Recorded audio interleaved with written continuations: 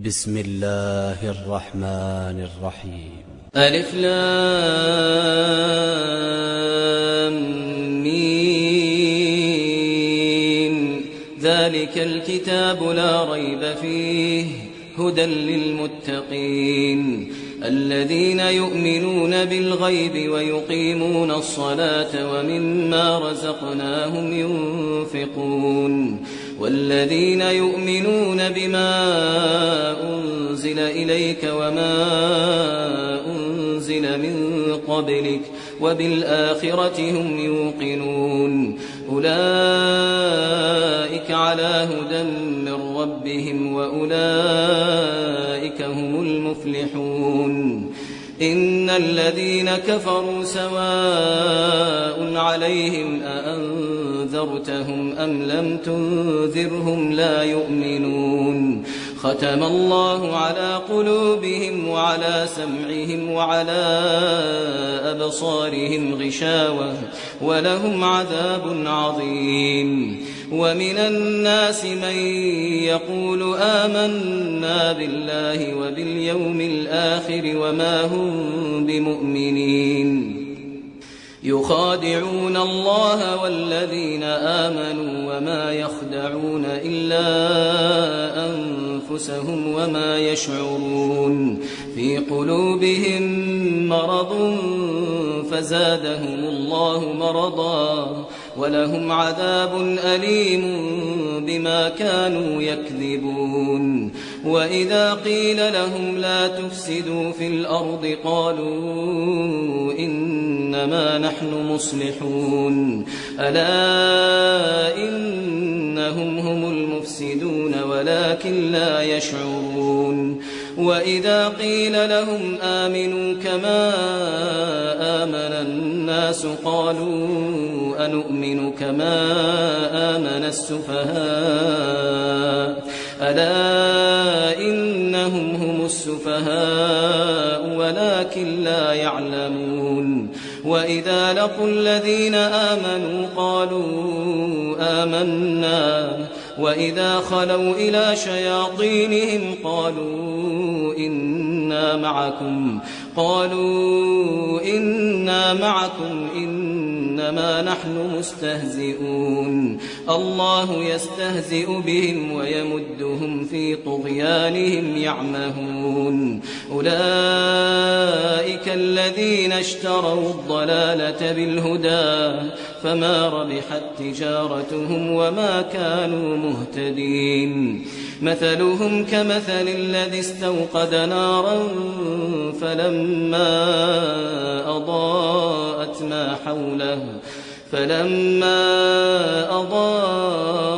ما حوله ذهب الله بنورهم وتركهم في ظلمات لا يبصرون. صم بكم عمي فهم لا يرجعون. أو كصيب من السماء فيه ظلمات ورعد وبرق يجعلون أصابعهم في آذانهم من الصواعق حذر الموت والله محيط بالكافرين. يكاد البرق يخطف أبصارهم كلما أضاء لهم مشوا فيه وإذا أظلم عليهم قاموا ولو شاء الله لذهب بسمعهم وأبصارهم إن الله على كل شيء قدير. يا أيها الناس اعبدوا ربكم الذي خلقكم والذين من قبلكم لعلكم تتقون. الذي جعل لكم الأرض فراشا والسماء بناء وأنزل من السماء ماء فأخرج به من الثمرات رزقا لكم فلا تجعلوا لله أندادا وأنتم تعلمون. وإن كنتم في ريب مما نزلنا على عبدنا فأتوا بسورة من مثله فأتوا بسورة من مثله وادعوا شهداءكم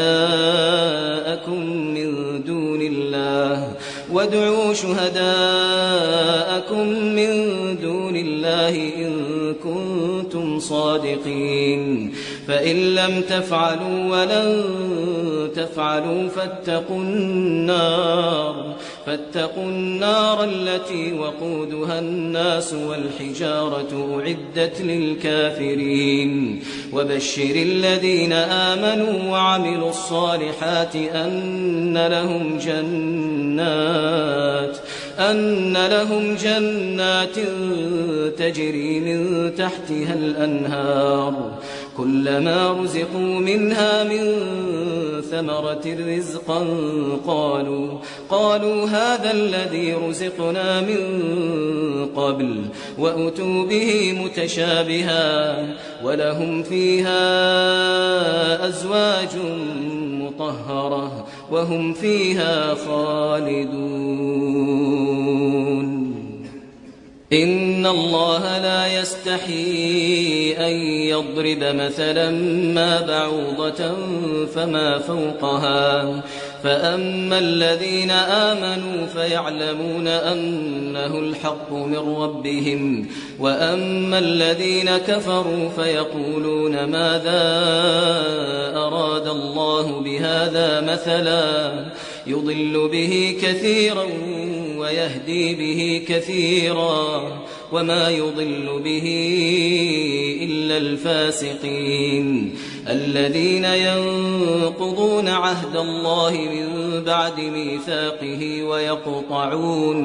ويقطعون ما أمر الله به أن يوصل ويفسدون في الأرض أولئك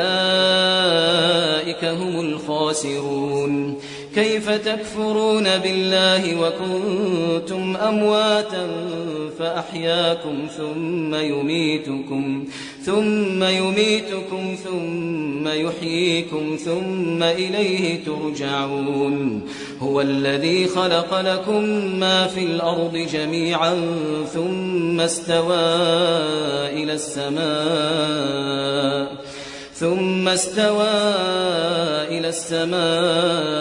فسواهن 7 سماوات وهو بكل شيء عليم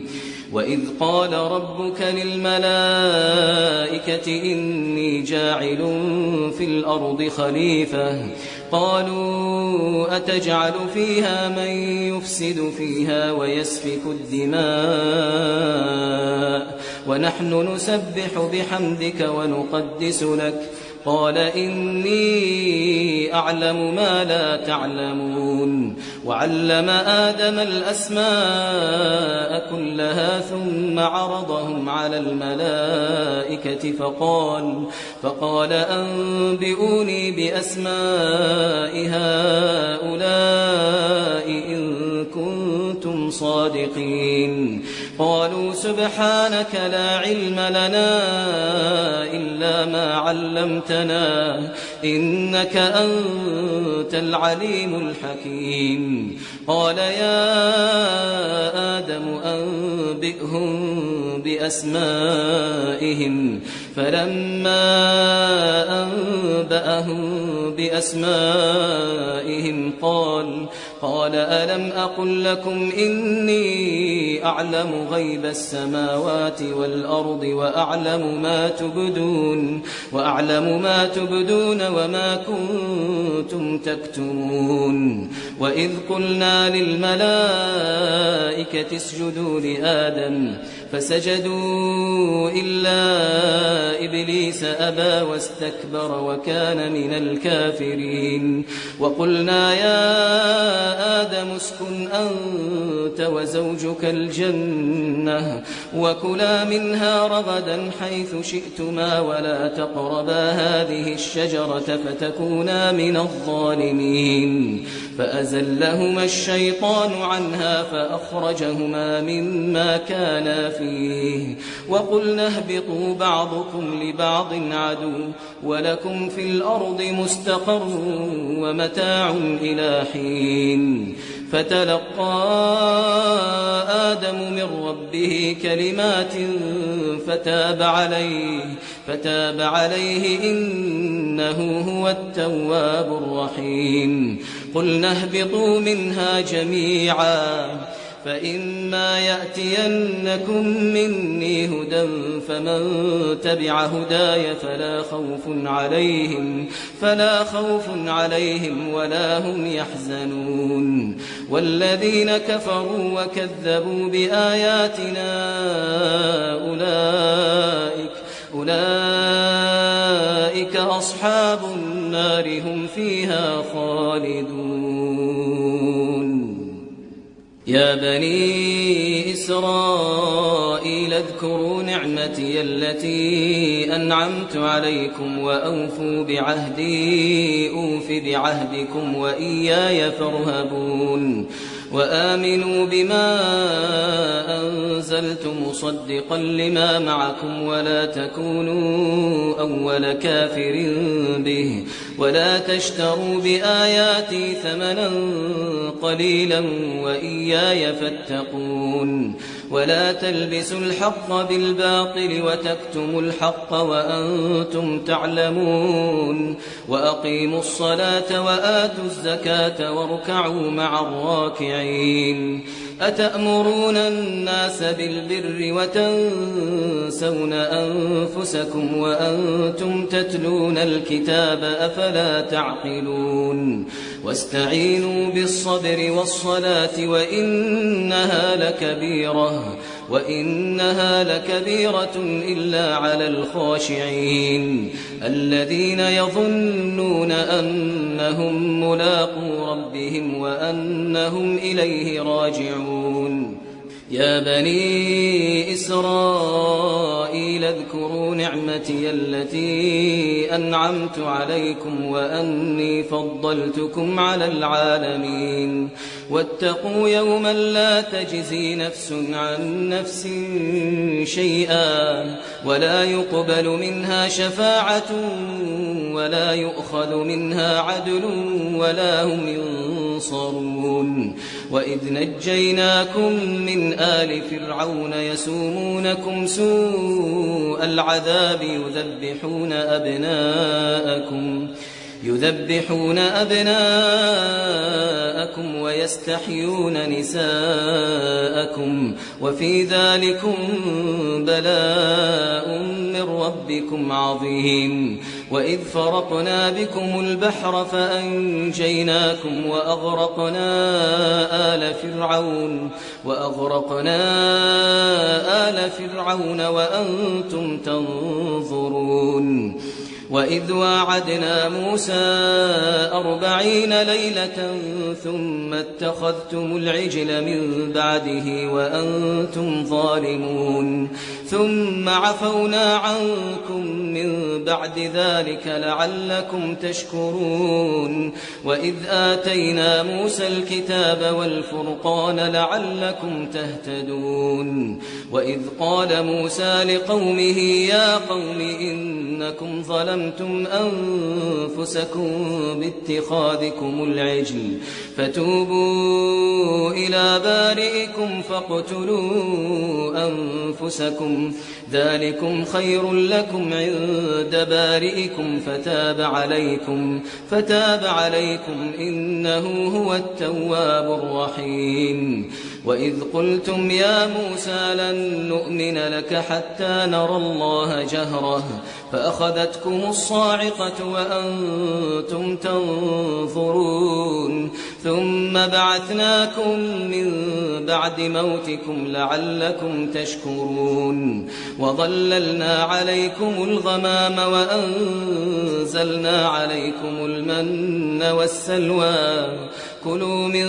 طيبات ما رزقناكم وما ظلمونا ولكن كانوا أنفسهم يظلمون. وإذ قلنا ادخلوا هذه القرية فكلوا منها حيث شئتم رغدا وادخلوا الباب سجدا وقولوا حطة نغفر لكم خطاياكم وسنزيد المحسنين. فبدل الذين ظلموا قولا غير الذي قيل لهم فأنزلنا على الذين ظلموا رجزا من السماء بما كانوا يفسقون. وإذ استسقى موسى لقومه فقلنا اضرب بعصاك الحجر فانفجرت منه 12 عينا قد علم كل أناس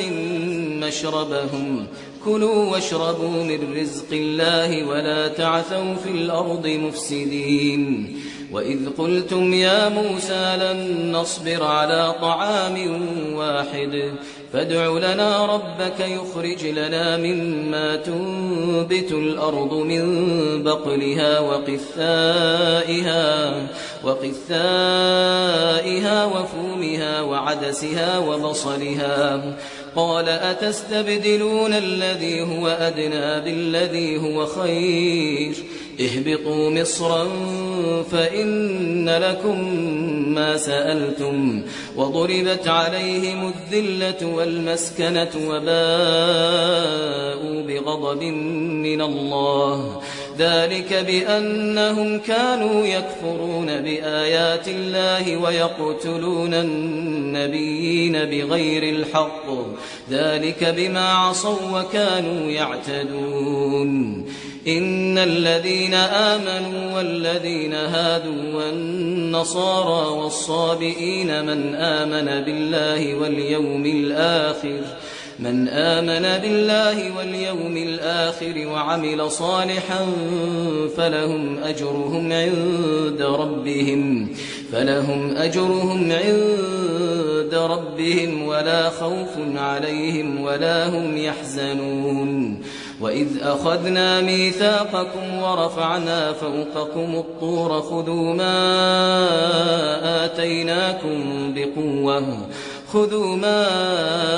آتيناكم بقوة واذكروا ما فيه لعلكم تتقون. ثم توليتم من بعد ذلك فلولا فضل الله عليكم ورحمته لكنتم من الخاسرين. ولقد علمتم الذين اعتدوا منكم في السبت فقلنا لهم كونوا قردة خاسئين فجعلناها نكالا لما بين يديها وما خلفها وموعظة للمتقين. وإذ قال موسى لقومه إن الله يأمركم أن تذبحوا بقرة قالوا أتتخذنا هزوا قال أعوذ بالله أن أكون من الجاهلين. قالوا ادع لنا ربك يبين لنا ما هي قال إنه يقول إنها بقرة لا فارض ولا بكر عوان بين ذلك فافعلوا ما تؤمرون. قالوا ادع لنا ربك يبين لنا ما لونها قال إنه يقول إنها بقرة صفراء فاقع لونها تسر الناظرين. قالوا ادع لنا ربك يبين لنا ما هي إن البقرة شابه علينا وإنا إن شاء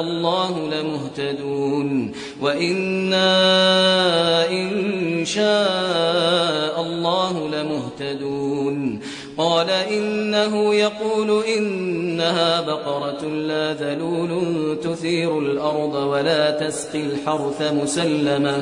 مسلمة لا شية فيها. قالوا الآن جئت بالحق فذبحوها وما كادوا يفعلون. وإذ قتلتم نفسا فادارأتم فيها والله مخرج ما كنتم تكتمون. فقلنا اضربوه ببعضها كذلك يحيي الله الموتى ويريكم آياته لعلكم تعقلون ثم قست قلوبكم من بعد ذلك فهي كالحجارة أو أشد قسوة وإن من الحجارة لما يتفجر منه الأنهار وإن منها لما يشقق فيخرج منه الماء وإن منها لما يهبط من خشية الله وما الله بغافل عما تعملون أفتطمعون أن يؤمنوا لكم وقد كان فريق منهم يسمعون كلام الله ثم يحرفونه من بعد ما عقلوه وهم يعلمون وإذا لقوا الذين آمنوا قالوا آمنا وإذا خلا بعضهم إلى بعض قالوا أتحدثونهم بما فتح الله عليكم ليحاجوكم به عند ربكم أفلا تعقلون أولا يعلمون أن الله يعلم ما يسرون وما يعلنون ومنهم أميون لا يعلمون الكتاب إلا أماني وإن هم إلا يظنون فويل للذين يكتبون الكتاب بأيديهم ثم يقولون هذا من عند الله ليشتروا به ثمنا قليلا فويل لهم مما كتبت أيديهم وويل لهم مما يكسبون وقالوا لن تمسنا النار إلا أياما معدودة قل أتخذتم عند الله عهدا فلن يخلف الله عهده أم تقولون على الله ما لا تعلمون بلى من كسب سيئة وأحاطت به خطيئته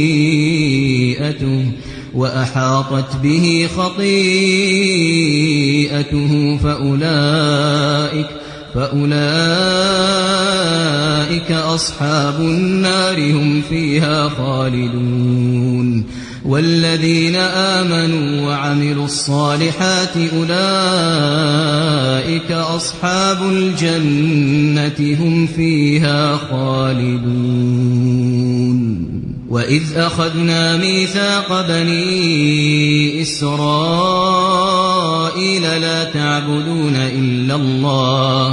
لا تعبدون إلا الله وبالوالدين إحسانا وذي القربى واليتامى والمساكين وقولوا للناس حسنا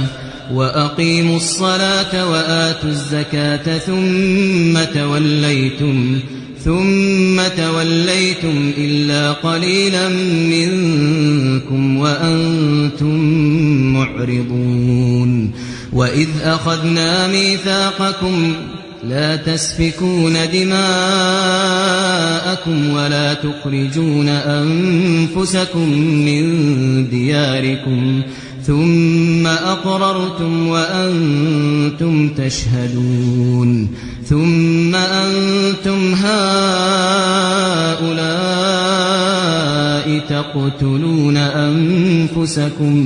تقتلون أنفسكم وتخرجون فريقا منكم من ديارهم تظاهرون عليهم بالإثم والعدوان وإن يأتوكم أسارى تفادوهم وهو محرم عليكم إخراجهم أفتؤمنون ببعض الكتاب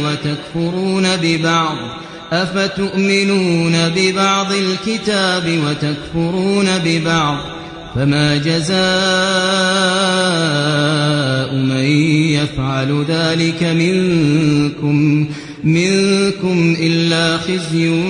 في الحياة الدنيا ويوم القيامة يردون إلى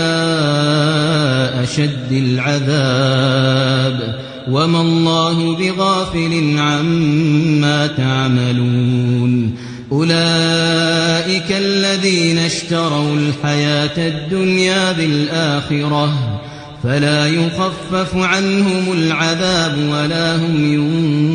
ينصرون ولقد آتينا موسى الكتاب وقفينا من بعده بالرسل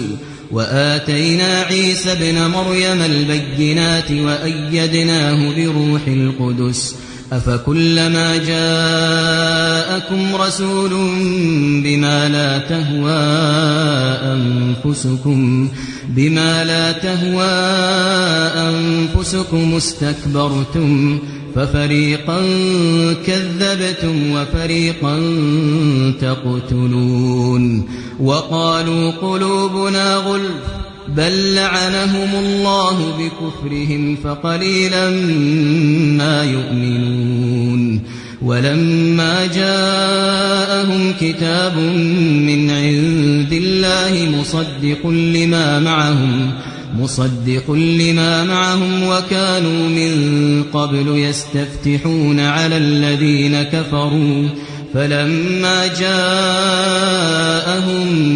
ما عرفوا كفروا به فلعنة الله على الكافرين بئس ما اشتروا به أنفسهم أن يكفروا بما أنزل الله بغيا أن ينزل الله من فضله على من يشاء من عباده فباءوا بغضب على غضب وللكافرين عذاب مهين وإذا قيل لهم آمنوا بما أنزل الله قالوا نؤمن بما أنزل علينا ويكفرون بما وراءه وهو الحق مصدقا لما معهم قل فلم تقتلون أنبياء الله من قبل إن كنتم مؤمنين ولقد جاءكم موسى بالبينات ثم اتخذتم العجل من بعده وأنتم ظالمون وإذ أخذنا ميثاقكم ورفعنا فوقكم الطور خذوا ما آتيناكم بقوة واسمعوا قالوا سمعنا وعصينا وأشربوا في قلوبهم العجل بكفرهم قل بئس ما يأمركم به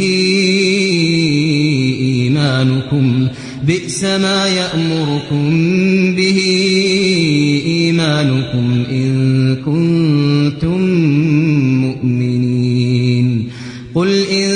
كانت لكم الدار الآخرة عند الله خالصة من دون الناس فتمنوا الموت إن كنتم صادقين ولن يتمنوه أبدا بما قدمت أيديهم والله عليم بالظالمين ولتجدنهم أحرص الناس على حياة ومن الذين أشركوا يود أحدهم لو يعمر 1000 سنة وما هو بمزحزحه من العذاب أن يعمر والله بصير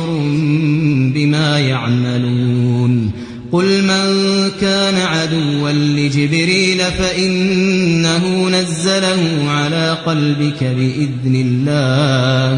بإذن الله مصدقا لما بين يديه وهدى وبشرى للمؤمنين من كان عدوا لله وملائكته ورسله وجبريل وميكال فإن الله عدو للكافرين ولقد أنزلنا إليك آيات بينات وما يكفر بها إلا الفاسقون أوكلما عاهدوا عهدا نبذه فريق منهم بل أكثرهم لا يؤمنون ولما جاءهم رسول من عند الله مصدق لما معهم نبذ فريق من الذين أوتوا الكتاب كتاب الله وراء ظهورهم كأنهم لا يعلمون واتبعوا ما تتلو الشياطين على ملك سليمان وما كفر سليمان ولكن الشياطين كفروا يعلمون الناس السحر وما أنزل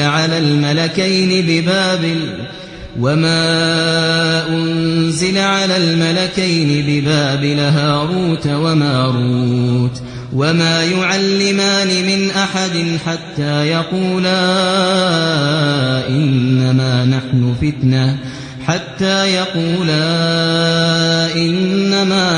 فتنة فلا تكفر فيتعلمون منهما ما يفرقون به بين المرء وزوجه وما هم بضارين به من أحد إلا بإذن الله ويتعلمون ما يضرهم ولا ينفعهم ولقد علموا لمن اشتراه ما له في الآخرة من خلاق ولبئس ما شروا به أنفسهم لو كانوا يعلمون ولو أنهم آمنوا واتقوا لمثوبة من عند الله خير لو كانوا يعلمون يا أيها الذين آمنوا لا تقولوا راعنا وقولوا انظرنا واسمعوا وللكافرين عذاب أليم ما يود الذين كفروا من أهل الكتاب ولا المشركين أن ينزل عليكم من خير من ربكم والله يختص برحمته من يشاء والله ذو الفضل العظيم ما ننسخ من آية أو ننسها نأتي بخير منها أو مثلها ألم تعلم أن الله على كل شيء قدير ألم تعلم أن الله له ملك السماوات والأرض وما لكم من دون الله من ولي ولا نصير أم تريدون أن تسألوا رسولكم كما سئل موسى من قبل ومن يتبدل الكفر بالإيمان فقد ضل سواء السبيل ود كثير من أهل الكتاب لو يردونكم من بعد إيمانكم كفارا حسدا من عند أنفسهم من بعد ما تبين لهم الحق فاعفوا واصفحوا حتى يأتي الله بأمره إن الله على كل شيء قدير وأقيموا الصلاة وآتوا الزكاة وما تقدموا لأنفسكم من خير تجدوه عند الله إن الله بما تعملون بصير وقالوا لن يدخل الجنة إلا من كان هودا أو نصارى تلك أمانيهم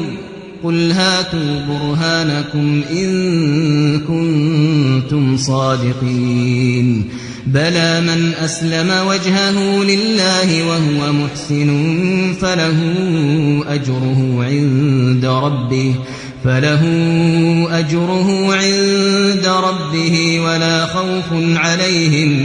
ولا خوف عليهم ولا هم يحزنون وقالت اليهود ليست النصارى على شيء وقالت النصارى ليست اليهود على شيء وهم يتلون الكتاب كذلك قال الذين لا يعلمون مثل قولهم فالله يحكم بينهم يوم القيامة فيما كانوا فيه يختلفون ومن أظلم ممن منع مساجد الله أن يذكر فيها اسمه وسعى في خرابها أولئك ما كان لهم أن يدخلوها إلا خائفين لهم في الدنيا خزي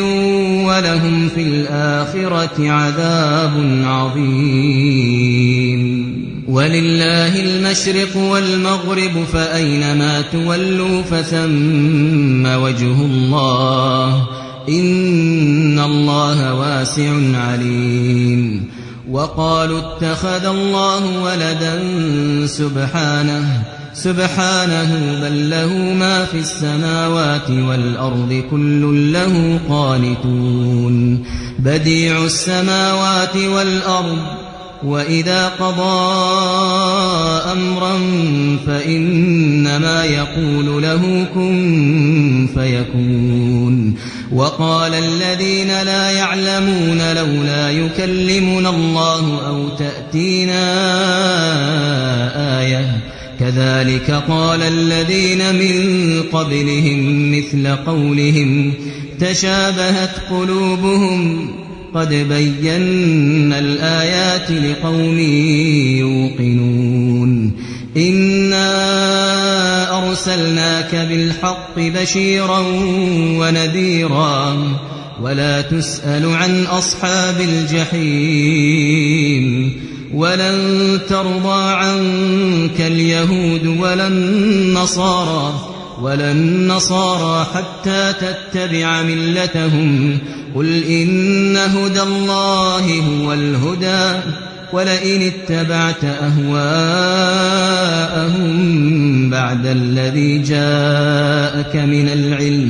بعد الذي جاءك من العلم ما لك من الله من ولي ولا نصير الذين آتيناهم الكتاب يتلونه حق تلاوته أولئك يؤمنون به ومن يكفر به فأولئك هم الخاسرون يا بني إسرائيل اذكروا نعمتي التي أنعمت عليكم وأني فضلتكم على العالمين واتقوا يوما لا تجزي نفس عن نفس شيئا ولا يقبل منها عدل ولا تنفعها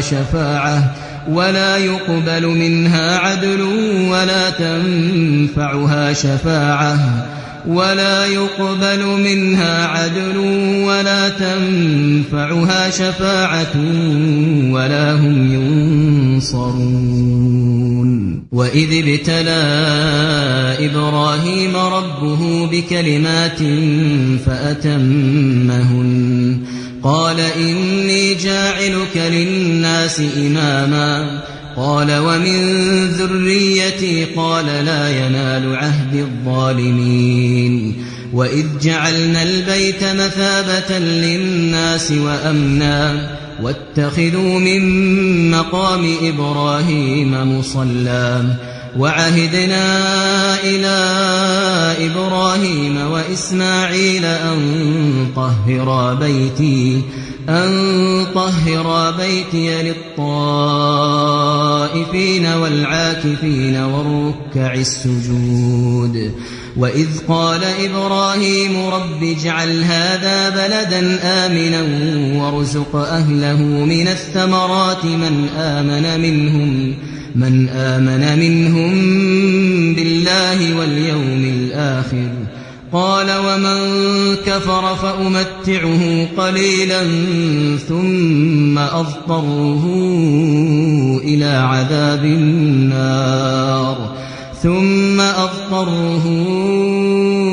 عذاب النار وبئس المصير وإذ يرفع إبراهيم القواعد من البيت وإسماعيل ربنا تقبل منا إنك أنت السميع العليم ربنا واجعلنا مسلمين لك ومن ذريتنا أمة مسلمة لك وأرنا مناسكنا وتب علينا إنك أنت التواب الرحيم ربنا وابعث فيهم رسولا منهم يتلو عليهم آياتك ويعلمهم الكتاب والحكمة ويزكيهم إنك أنت العزيز الحكيم ومن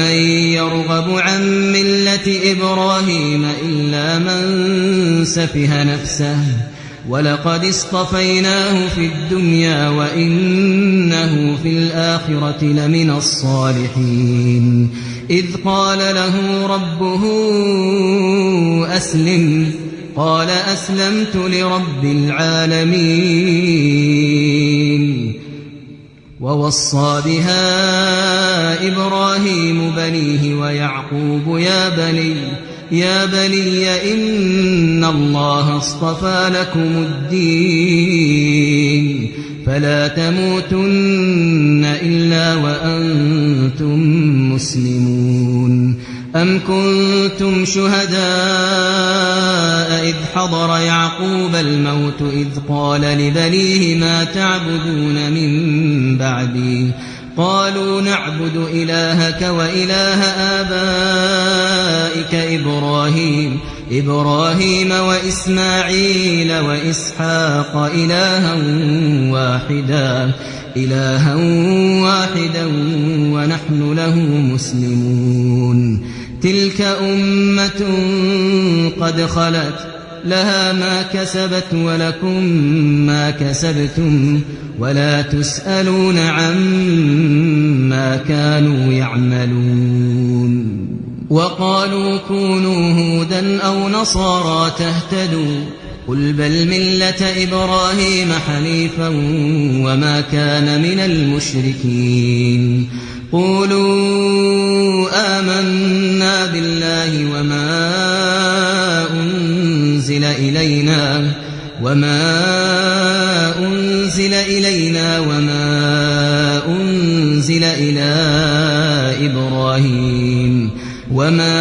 أنزل إلى إبراهيم وإسماعيل وإسحاق ويعقوب والأسباط وما أوتي موسى وعيسى وما أوتي النبيون من ربهم لا نفرق بين أحد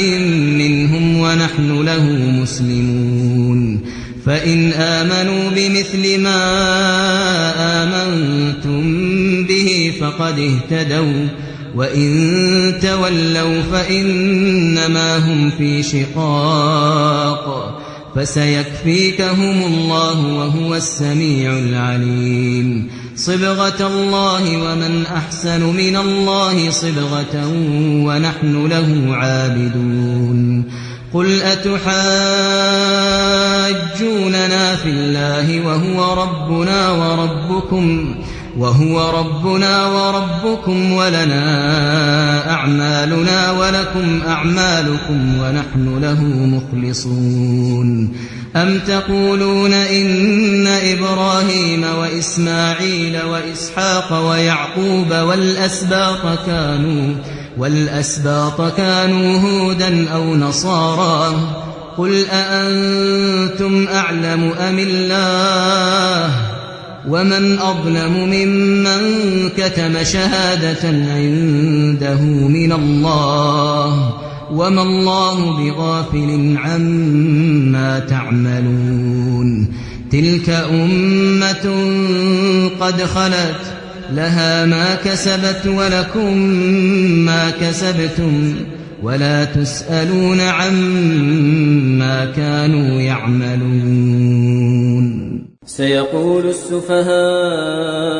من الناس ما ولاهم عن قبلتهم التي كانوا عليها قل لله المشرق والمغرب يهدي من يشاء إلى صراط مستقيم وكذلك جعلناكم أمة وسطا لتكونوا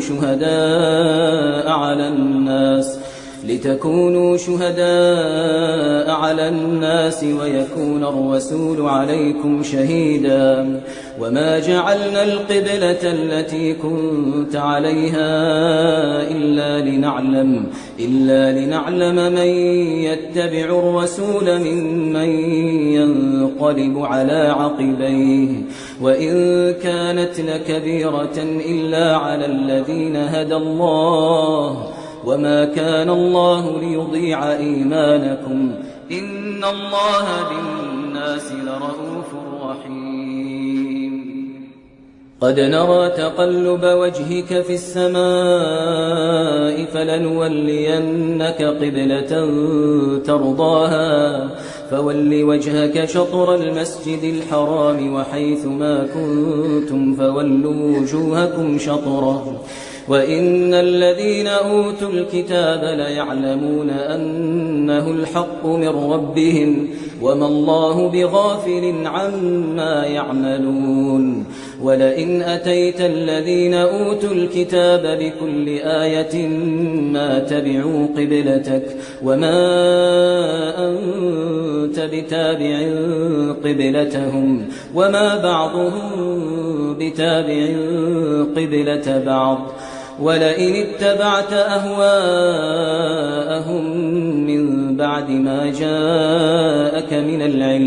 من بعد ما جاءك من العلم إنك إذا لمن الظالمين الذين آتيناهم الكتاب يعرفونه كما يعرفون أبناءهم وإن فريقا منهم ليكتمون الحق وهم يعلمون الحق من ربك فلا تكونن من الممترين ولكل وجهة هو موليها فاستبقوا الخيرات أينما تكونوا يأتي بكم الله جميعا إن الله على كل شيء قدير ومن حيث خرجت فول وجهك شطر المسجد الحرام وإنه للحق من ربك وما الله بغافل عما تعملون ومن حيث خرجت فول وجهك شطر المسجد الحرام وحيث ما كنتم فولوا وجوهكم شطره لئلا يكون للناس عليكم حجة إلا الذين ظلموا منهم فلا تخشوهم ولأتم نعمتي عليكم ولعلكم تهتدون كما أرسلنا فيكم رسولا منكم يتلو عليكم آياتنا ويزكيكم ويعلمكم الكتاب والحكمة ويعلمكم ما لم تكونوا تعلمون فاذكروني أذكركم واشكروا لي ولا تكفرون يا أيها الذين آمنوا استعينوا بالصبر والصلاة إن الله مع الصابرين ولا تقولوا لمن يقتل في سبيل الله أموات بل أحياء ولكن لا تشعرون ولنبلونكم بشيء من الخوف والجوع ونقص من الأموال والأنفس والثمرات وبشر الصابرين الذين إذا أصابتهم مصيبة قالوا إنا لله وإنا إليه راجعون أولئك عليهم صلوات من ربهم ورحمة وأولئك هم المهتدون إن الصفا والمروة من شعائر الله فمن حج البيت أو اعتمر فلا جناح عليه أن يطوف بهما ومن تطوع خيرا فإن الله شاكر عليم إن الذين يكتمون ما أنزلنا من البينات والهدى من بعد ما بيناه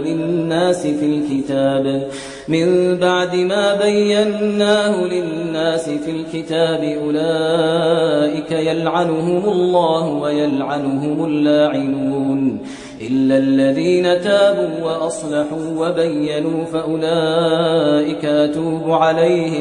فأولئك أتوب عليهم وأنا التواب الرحيم إن الذين كفروا وماتوا وهم كفار أولئك عليهم لعنة الله والملائكة والناس أجمعين خالدين فيها لا يخفف عنهم العذاب ولا هم ينظرون وإلهكم إله واحد لا إله إلا هو الرحمن الرحيم إن في خلق السماوات والأرض واختلاف الليل والنهار والفلك التي تجري في البحر بما ينفع الناس وما أنزل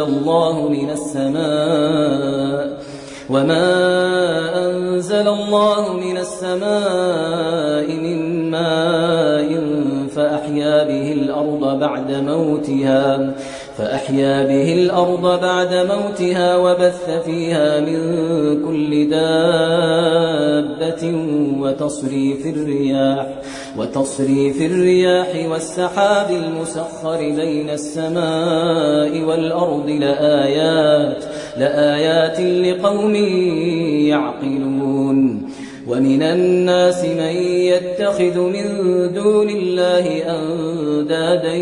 يحبونهم كحب الله والذين آمنوا أشد حبا لله ولو يرى الذين ظلموا إذ يرون العذاب أن القوة لله جميعا وأن الله شديد العذاب إذ تبرأ الذين اتبعوا من الذين اتبعوا ورأوا العذاب وتقطعت بهم الأسباب وقال الذين اتبعوا لو أن لنا كرة فنتبرأ منهم كما تبرأوا منا كذلك يريهم الله أعمالهم حسرات عليهم وما هم بخارجين من النار يا أيها الناس كلوا مما في الأرض حلالا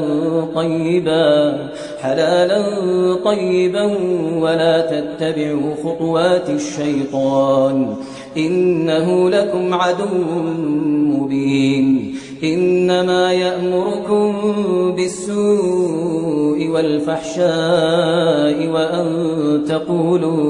وأن تقولوا على الله ما لا تعلمون وإذا قيل لهم اتبعوا ما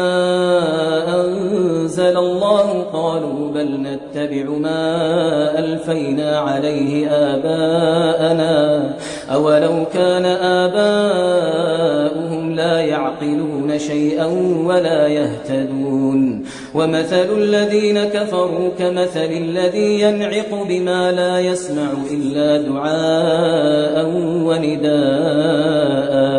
صم بكم عمي فهم لا يعقلون يا أيها الذين آمنوا كلوا من طيبات ما رزقناكم واشكروا لله إن كنتم إياه تعبدون إنما حرم عليكم الميتة والدم ولحم الخنزير وما أهل به لغير الله فمن اضطر غير باغ ولا عاد فلا إثم عليه إن الله غفور رحيم إن الذين يكتمون ما أنزل الله من الكتاب ويشترون به ثمنا قليلا أولئك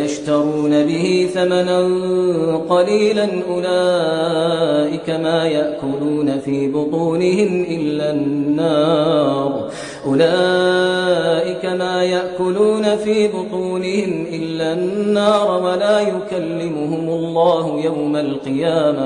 ولا يكلمهم الله يوم القيامة ولا يزكيهم ولهم عذاب أليم أولئك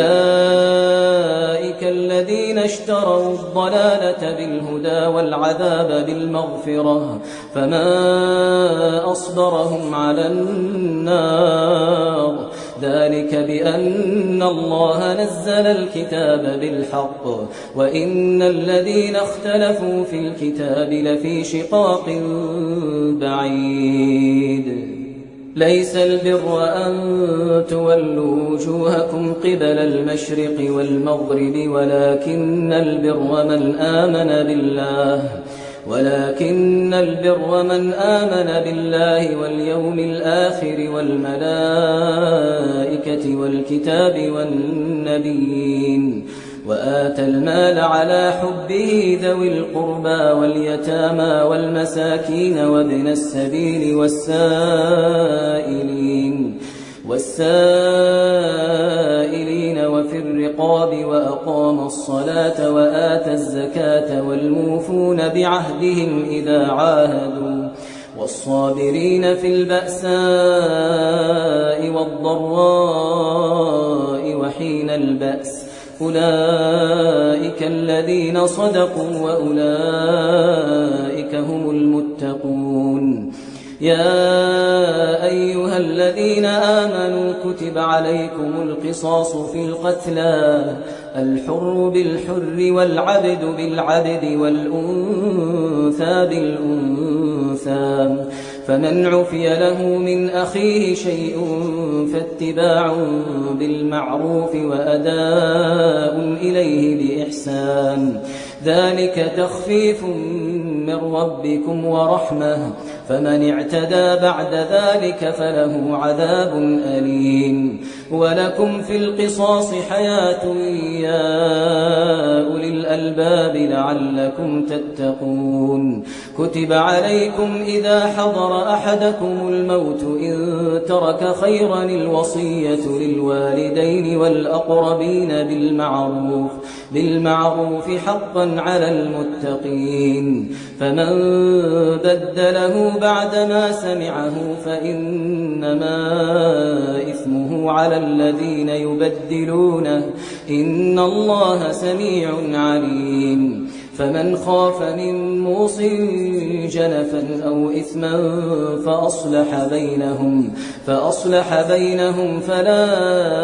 إثم عليه إن الله غفور رحيم. يا أيها الذين آمنوا كتب عليكم الصيام كما كتب على الذين من قبلكم لعلكم تتقون أياما معدودات فمن كان منكم مريضا أو على سفر فعدة من أيام أخر وعلى الذين يطيقونه فدية طعام مسكين فمن تطوع خيرا فهو خير له وأن تصوموا خير لكم إن كنتم تعلمون. شهر رمضان الذي أنزل فيه القرآن هدى للناس وبينات من الهدى والفرقان فمن شهد منكم الشهر فليصمه ومن كان مريضا أو على سفر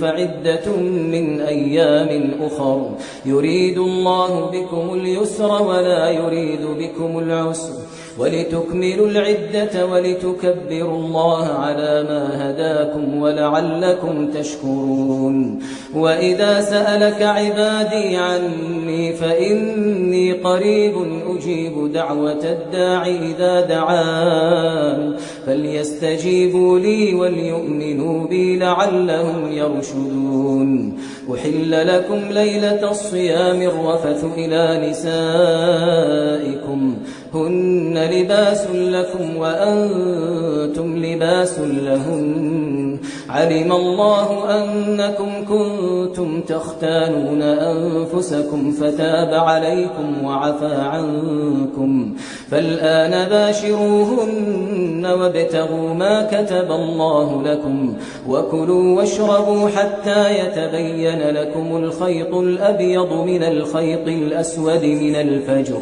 ثم أتموا الصيام إلى الليل ولا تباشروهن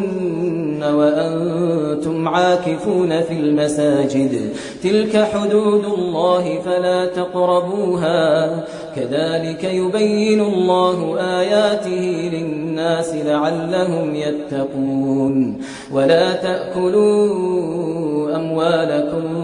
بينكم بالباطل وتدلوا بها إلى الحكام لتأكلوا فريقا من أموال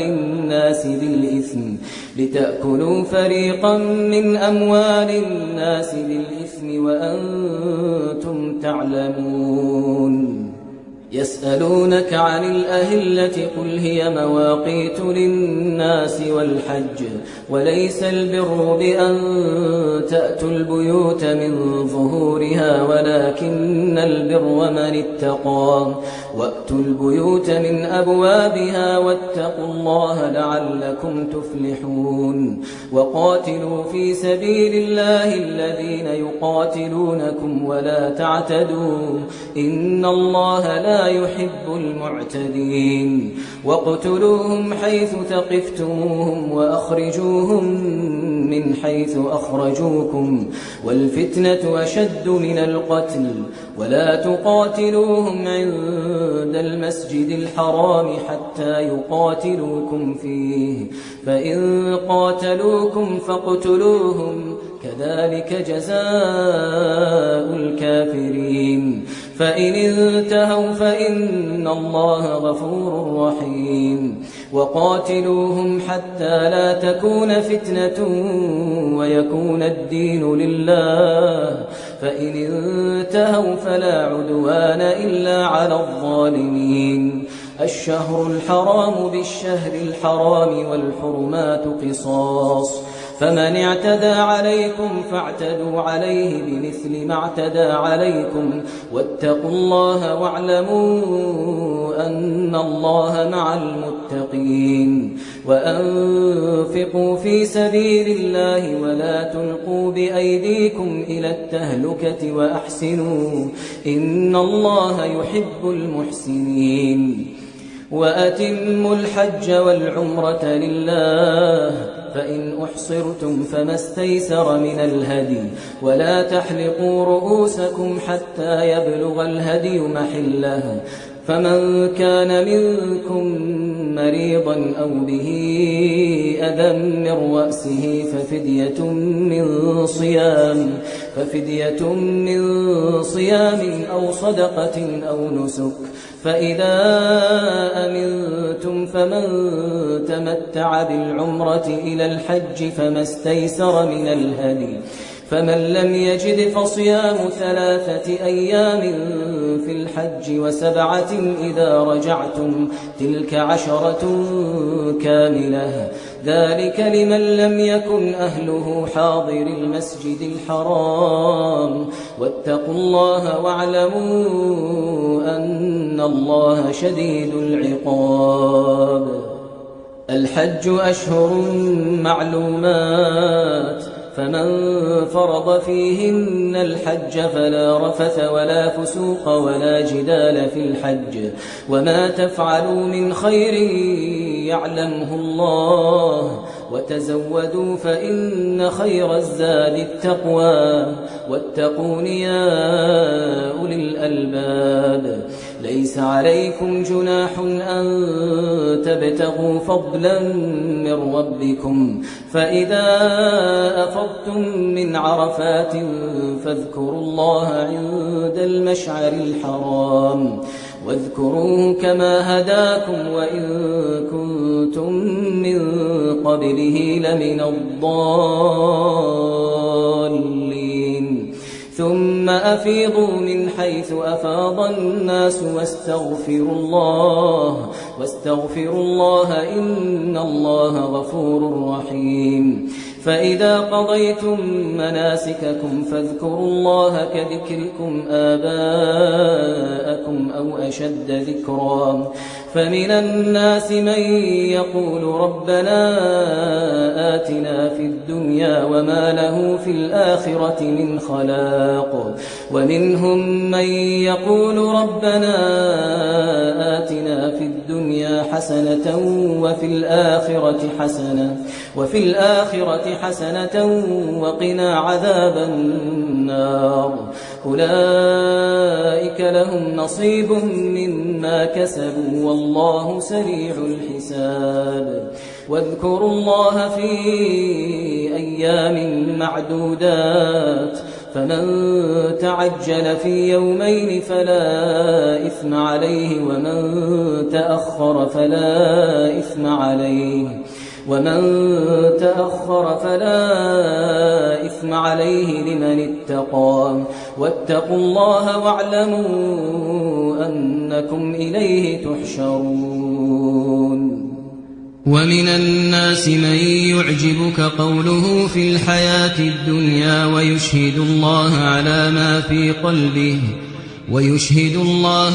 ما في قلبه وهو ألد الخصام وإذا تولى سعى في الأرض ليفسد فيها ويهلك الحرث والنسل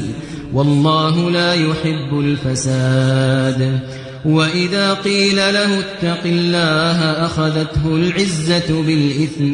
فحسبه جهنم ولبئس المهاد ومن الناس من يشري نفسه ابتغاء مرضات الله والله رؤوف بالعباد يا أيها الذين آمنوا ادخلوا في السلم كافة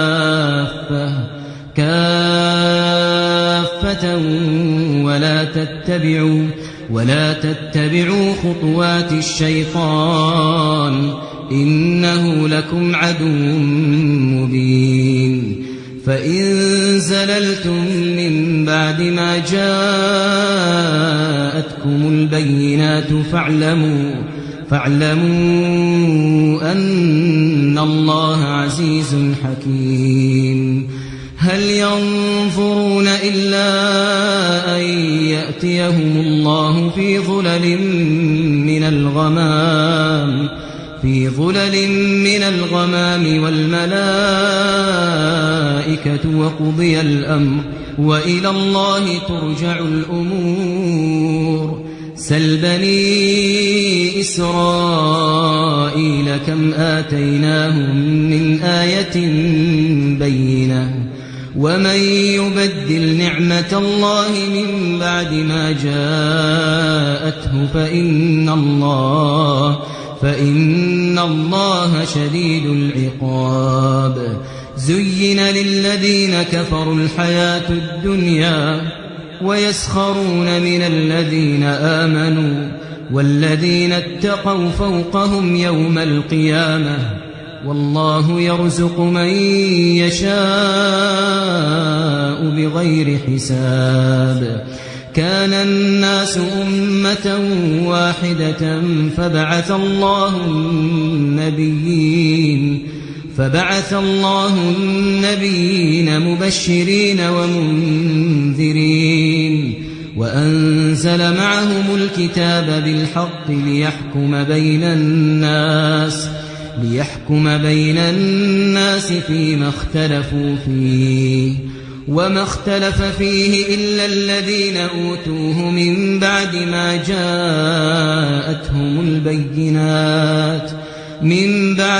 جاءتهم البينات بغيا بينهم فهدى الله الذين آمنوا لما اختلفوا فيه من الحق بإذنه والله يهدي من يشاء إلى صراط مستقيم. أم حسبتم أن تدخلوا الجنة ولما يأتكم مثل الذين خلوا من قبلكم مستهم البأساء والضراء وزلزلوا حتى يقول الرسول والذين آمنوا معه متى نصر الله ألا إن نصر الله قريب. يسألونك ماذا ينفقون قل ما أنفقتم من خير فللوالدين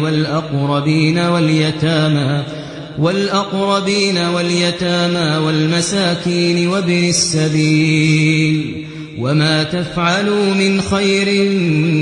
فإن الله به عليم.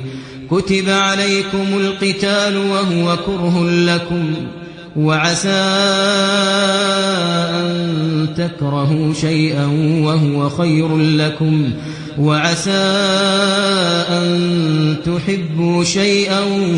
وهو شر لكم والله يعلم وأنتم لا تعلمون. يسألونك عن الشهر الحرام قتال فيه قل قتال فيه كبير وصد عن سبيل الله وكفر به والمسجد الحرام وإخراج أهله منه أكبر عند الله والفتنة أكبر من القتل ولا يزالون يقاتلونكم حتى يردوكم عن دينكم إن استطاعوا ومن يرتدد منكم عن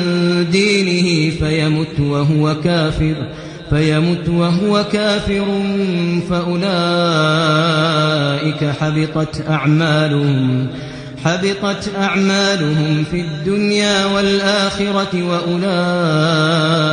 أصحاب النار هم فيها خالدون. إن الذين آمنوا والذين هاجروا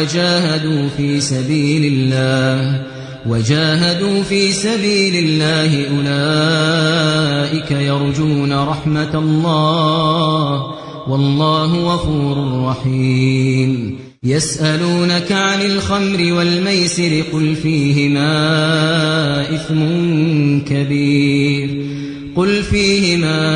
إثم كبير ومنافع للناس وإثمهما أكبر من نفعهما ويسألونك ماذا ينفقون قل العفو كذلك يبين الله لكم الآيات لعلكم تتفكرون في الدنيا والآخرة. ويسألونك عن اليتامى قل إصلاح لهم خير وإن تخالطوهم فإخوانكم والله يعلم المفسد من المصلح ولو شاء الله لأعنتكم إن الله عزيز حكيم. ولا تنكحوا المشركات حتى يؤمنوا ولأمة مؤمنة خير من مشركة ولو أعجبتكم ولا تنكحوا المشركين حتى يؤمنوا ولعبد مؤمن خير من مشرك ولو أعجبكم أولئك يدعون إلى النار والله يدعو إلى الجنة والمغفرة بإذنه ويبين آياته للناس لعلهم يتذكرون. ويسألونك عن المحيض قل هو أذى فاعتزلوا النساء في المحيض ولا تقربوهن حتى يطهرن فإذا تطهرن فأتوهن من حيث أمركم الله إن الله يحب التوابين ويحب المتطهرين. نساؤكم حرث لكم فأتوا حرثكم أنى شئتم وقدموا لأنفسكم واتقوا الله واعلموا أنكم ملاقوه وبشر المؤمنين. ولا تجعلوا الله عرضة لأيمانكم أن تبروا وتتقوا وتصلحوا بين الناس والله سميع عليم. لا يؤاخذكم الله باللغو في أيمانكم ولكن يؤاخذكم بما كسبت قلوبكم والله غفور حليم. للذين يؤلون من نسائهم تربص 4 أشهر فإن فاءوا فإن الله غفور رحيم. وإن عزموا الطلاق فإن الله سميع عليم. والمطلقات يتربصن بأنفسهن 3 قروء ولا يحل لهن أن يكتمن ما خلق الله في أرحامهن إن كن يؤمن بالله واليوم الآخر وبعولتهن أحق بردهن في ذلك إن أرادوا إصلاحا ولهن مثل الذي عليهن بالمعروف وللرجال عليهن درجة والله عزيز حكيم. الطلاق 2 فإمساك بمعروف أو تسريح بإحسان ولا يحل لكم أن تأخذوا مما آتيتموهن شيئا إلا أن يخافا يقيما حدود الله فإن خفتم ألا يقيما حدود الله فلا جناح عليهما فيما افتدت به تلك حدود الله فلا تعتدوها ومن يتعد حدود الله فأولئك هم الظالمون فإن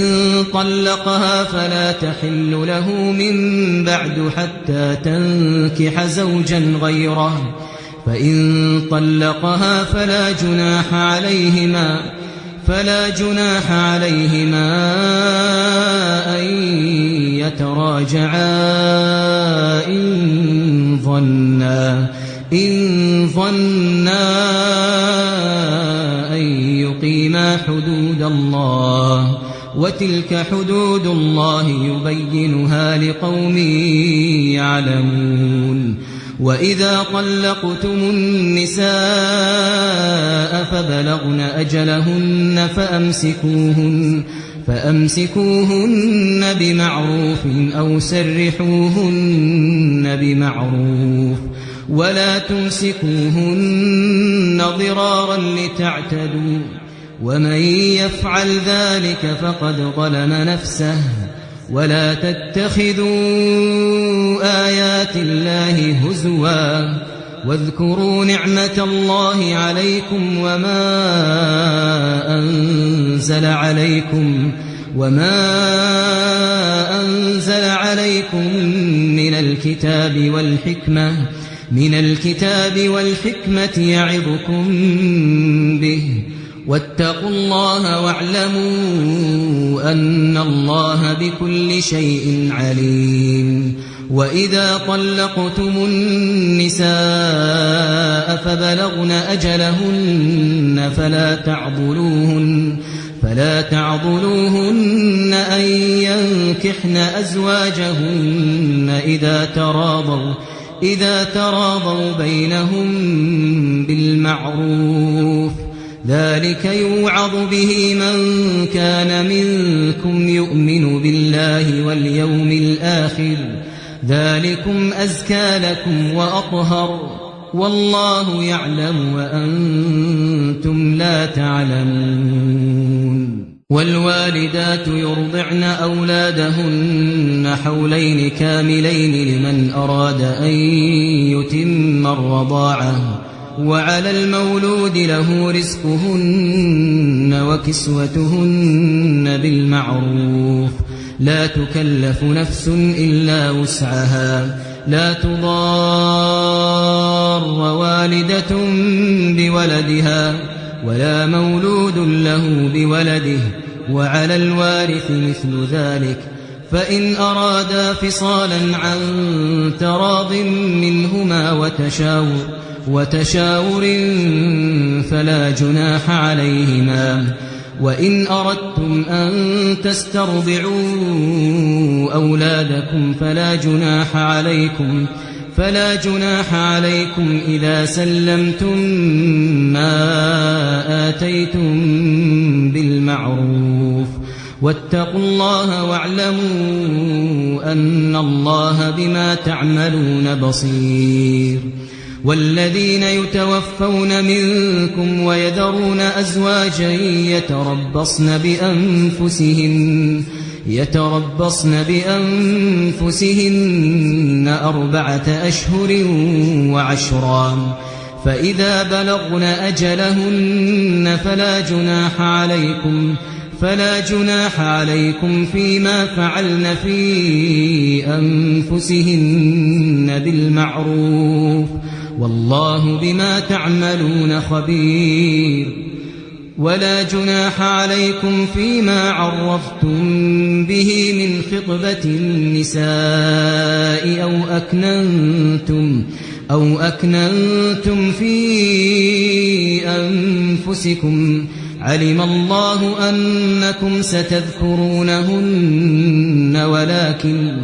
ولكن لا تواعدوهن سرا إلا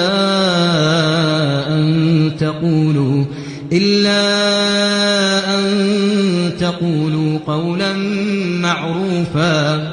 ولا تعزموا عقدة النكاح حتى يبلغ الكتاب أجله واعلموا أن الله يعلم ما في أنفسكم فاحذروه واعلموا أن الله غفور حليم لا جناح عليكم إن طلقتم النساء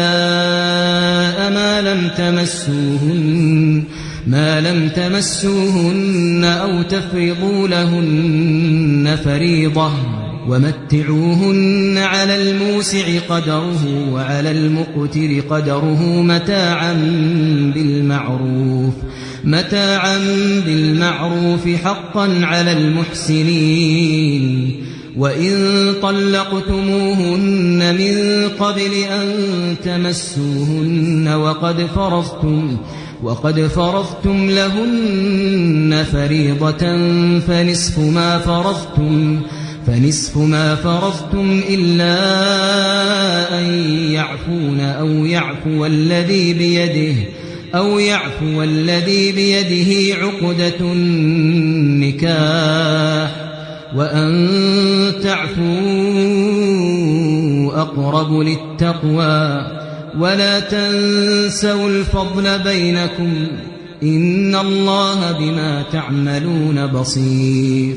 حافظوا على الصلوات والصلاة الوسطى وقوموا لله قانتين فإن خفتم فرجالا أو ركبانا فإذا أمنتم فاذكروا الله كما علمكم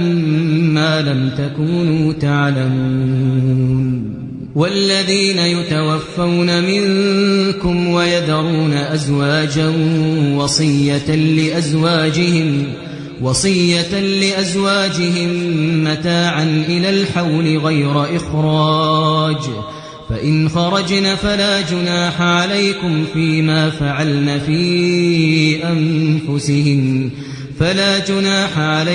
فيما فعلن في أنفسهن من معروف والله عزيز حكيم وللمطلقات متاع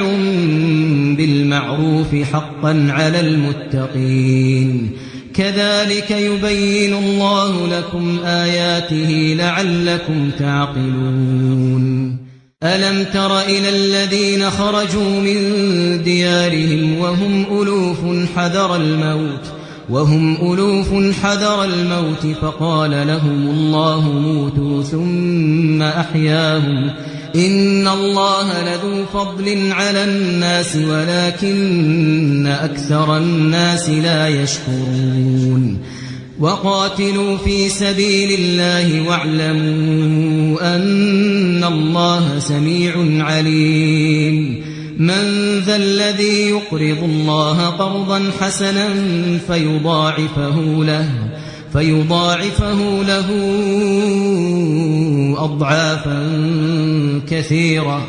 والله يقبض ويبسط وإليه ترجعون ألم تر إلى الملأ من بني إسرائيل من بعد موسى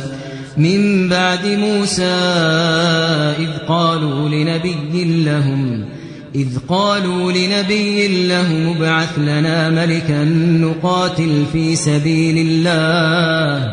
قال هل عسيتم إن كتب عليكم القتال ألا تقاتلوا قالوا وما لنا ألا نقاتل في سبيل الله وقد أخرجنا من ديارنا وأبنائنا فلما كتب عليهم القتال تولوا إلا قليلا منهم والله عليم بالظالمين وقال لهم نبيهم إن الله قد بعث لكم طالوت ملكا قالوا أنى يكون له الملك علينا ونحن أحق بالملك منه ولم يؤت سعة من المال قال إن الله اصطفاه عليكم وزاده بسطة في العلم والجسم والله يؤتي ملكه من يشاء والله واسع عليم. وقال لهم نبيهم إن آية ملكه أن يأتيكم التابوت فيه سكينة من ربكم وبقية مما ترك آل موسى وآل هارون تحمله الملائكة إن في ذلك لآية لكم إن كنتم مؤمنين. فلما فصل طالوت بالجنود قال إن الله مبتليكم بنهر فمن شرب منه فليس مني ومن لم يطعمه فإنه مني إلا من اغترف غرفة بيده فشربوا منه إلا قليلا منهم. فلما جاوزه هو والذين آمنوا معه قالوا لا طاقة لنا اليوم بجالوت وجنوده. قال الذين يظنون أنهم ملاقوا الله كم من فئة قليلة غلبت فئة كثيرة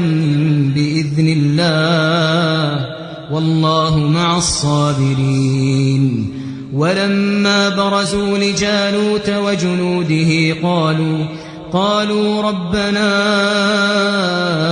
أفرغ علينا صبرا وثبت أقدامنا وانصرنا على القوم الكافرين. فهزموهم بإذن الله وقتل داود جالوت وآتاه الله الملك والحكمة وعلمه مما يشاء ولولا دفع الله الناس بعضهم ببعض لفسدت الأرض ولكن الله ذو فضل على العالمين.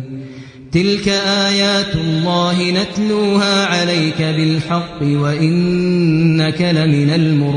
المرسلين. تلك الرسل فضلنا بعضهم على بعض منهم من كلم الله ورفع بعضهم درجات وآتينا عيسى ابن مريم البينات وأيدناه بروح القدس ولو شاء الله ما اقتتل الذين من بعد ما جاءتهم البينات ولكن اختلفوا فمنهم من آمن ومنهم من كفر ولو شاء الله ما اقتتلوا ولكن الله يفعل ما يريد. يا أيها الذين آمنوا أنفقوا مما رزقناكم من قبل أن يأتي يوم لا بيع فيه ولا خلة ولا شفاعة والكافرون هم الظالمون. الله لا إله إلا هو الحي القيوم لا تأخذه سنة ولا نوم له ما في السماوات وما في الأرض من ذا الذي يشفع عنده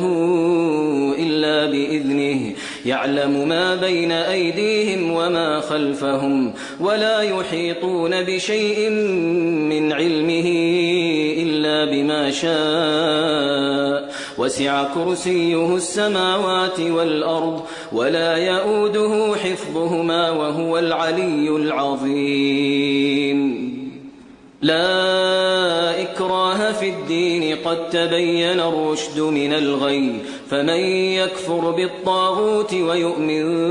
بالله فقد استمسك بالعروة الوثقى لا انفصام لها والله سميع عليم. الله ولي الذين آمنوا يخرجهم من الظلمات إلى النور والذين كفروا أولياؤهم الطاغوت يخرجونهم من النور إلى الظلمات أولئك أصحاب النار هم فيها خالدون. ألم تر إلى الذي حاج إبراهيم في ربه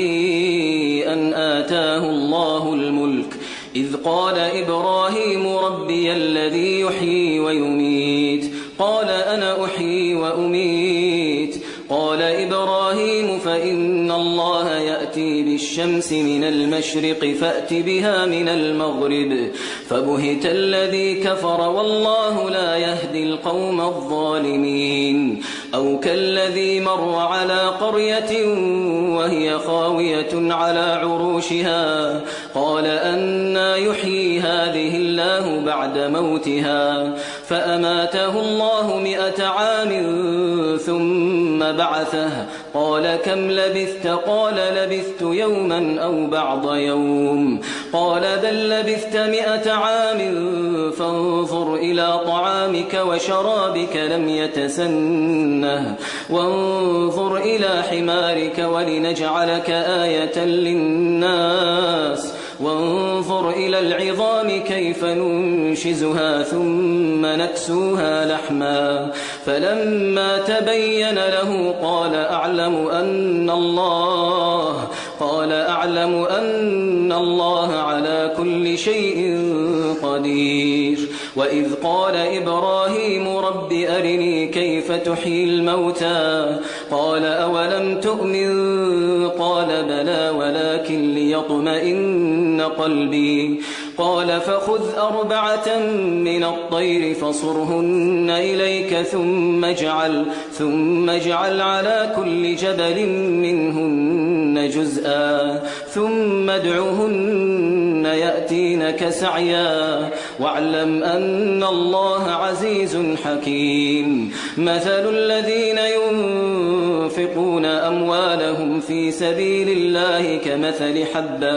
كمثل حبة أنبتت 7 سنابل في كل سنبلة 100 حبة والله يضاعف لمن يشاء والله واسع عليم. الذين ينفقون أموالهم في سبيل الله ثم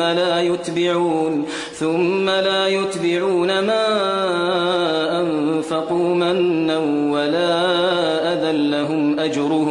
لهم أجرهم عند ربهم ولا خوف عليهم ولا هم يحزنون. قول معروف ومغفرة خير من صدقة يتبعها أذى والله غني حليم.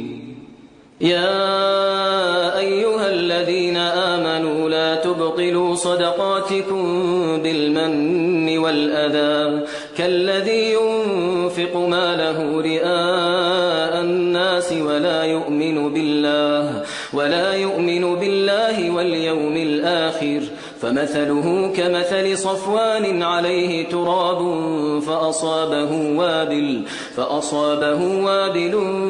فتركه صلدا لا يقدرون على شيء مما كسبوا والله لا يهدي القوم الكافرين. ومثل الذين ينفقون أموالهم ابتغاء مرضات الله وتثبيتا من أنفسهم كمثل جنة بربوة أصابها وابل فآتت أكلها ضعفين فإن لم يصبها وابل فطل والله بما تعملون بصير. أيود أحدكم أن تكون له جنة من نخيل وأعناب تجري من تحتها الأنهار له فيها من كل الثمرات وأصابه الكبر وله ذرية ضعفاء فأصابها إعصار فيه نار فاحترقت كذلك يبين الله لكم الآيات لعلكم تتفكرون يا أيها الذين آمنوا أنفقوا من طيبات ما كسبتم ومما أخرجنا لكم من الأرض ولا تيمموا الخبيث منه تنفقون ولستم بآخذيه إلا أن تغمضوا فيه واعلموا أن الله غني حميد الشيطان يعدكم الفقر ويأمركم بالفحشاء والله يعدكم مغفرة منه وفضلا والله واسع عليم يؤتي الحكمة من يشاء ومن يؤت الحكمة فقد أوتي خيرا كثيرا وما يذكر إلا أولو الألباب وما أنفقتم من نفقة أو نذرتم من نذر فإن الله يعلمه وما للظالمين من أنصار إن تبدوا الصدقات فنعما هي وإن تخفوها وتؤتوها الفقراء فهو خير لكم ويكفر عنكم من سيئاتكم والله بما تعملون خبير ليس عليك هداهم ولكن الله يهدي من يشاء وما تنفقوا من خير فلأنفسكم وما تنفقون إلا ابتغاء وجه الله وما تنفقوا من خير يوفى إليكم وأنتم لا تظلمون للفقراء الذين أحصروا في سبيل الله لا يستطيعون ضربا في الأرض يحسبهم الجاهل أغنياء من التعفف تعرفهم بسيماهم لا يسألون الناس إلحافا وما تنفقوا من خير فإن الله به عليم الذين ينفقون أموالهم بالليل والنهار سروا وعلانية فلهم أجرهم عند ربهم ولا خوف عليهم ولا هم يحزنون الذين يأكلون الربا لا يقومون إلا كما يقوم الذي يتخبطه الشيطان من المس ذلك بأنهم قالوا إنما البيع مثل الربا وأحل الله البيع وحرم الربا فمن جاءه موعظة من ربه فانتهى فله ما سلف وأمره إلى الله ومن عاد فأولئك أصحاب النار هم فيها خالدون يمحق الله الربا ويربي الصدقات والله لا يحب كل كفار أثيم إن الذين آمنوا وعملوا الصالحات وأقاموا الصلاة وآتوا الزكاة لهم أجرهم عند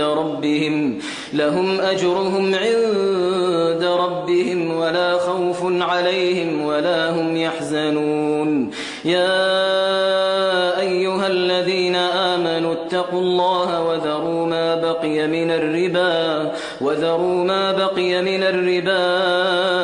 إن كنتم مؤمنين فإن لم تفعلوا فأذنوا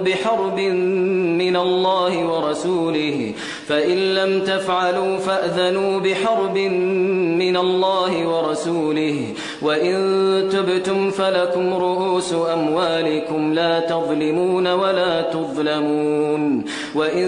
كان ذو عسرة فنظرة إلى ميسرة وأن تصدقوا خير لكم إن كنتم تعلمون واتقوا يوما ترجعون فيه إلى الله ثم توفى كل نفس ما كسبت وهم لا يظلمون. يا أيها الذين آمنوا إذا تداينتم بدين إلى أجل مسمى فاكتبوه وليكتب بينكم كاتب بالعدل ولا يأب كاتب أن يكتب كما علمه الله فليكتب وليملل الذي عليه الحق